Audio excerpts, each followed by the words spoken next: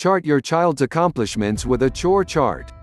It can be very frustrating to ask your child over and over again to complete their chores without them ever getting done. If this describes your house to a T, consider designing a chore chart.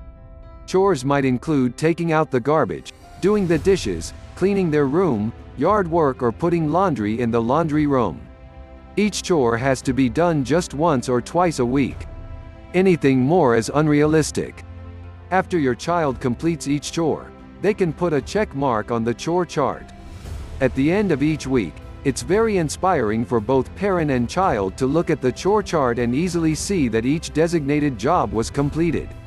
Just like us with our to-do lists, your child will find great satisfaction in being able to check off each chore as it is completed and take pride knowing they accomplished a set task or list of tasks.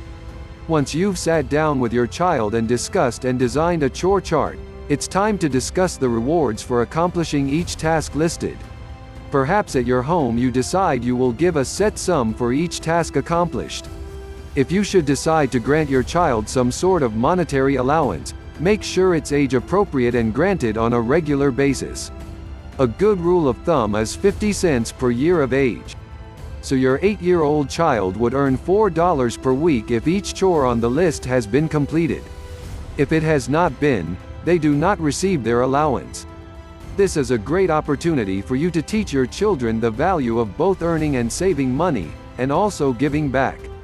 Perhaps the child can divide their allowance into thirds: 1/3 to spend, 1/3 to save, and 1/3 to use to help those less fortunate than themselves.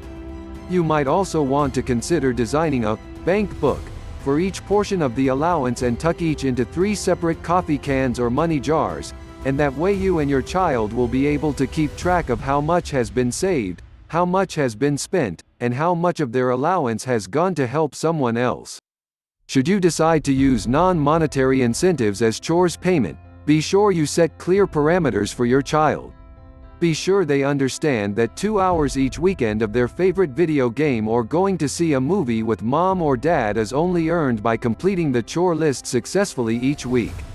You might want to consider writing these on a slip of paper as currency for the child to keep in their privilege bank, and they can cash it in with you when they'd like.